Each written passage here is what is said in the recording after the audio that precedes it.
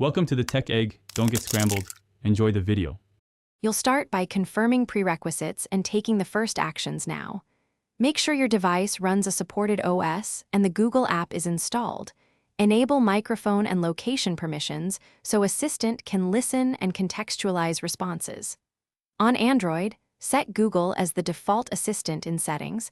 On iPhone, open the Google app and sign in. Once done, add the Assistant widget or shortcut to your home screen so you can launch it instantly with a tap or voice command. Now you'll add and customize the Assistant widget so it fits your workflow. Long press the home screen, choose Widgets, then drag the Google Assistant widget to your preferred spot. You can resize it, compact for one-touch queries, or expanded for shortcuts and visual responses. Make sure to open the Google app to set Assistant voice, language, and any routines you want triggered from the widget. This tailors replies and automations.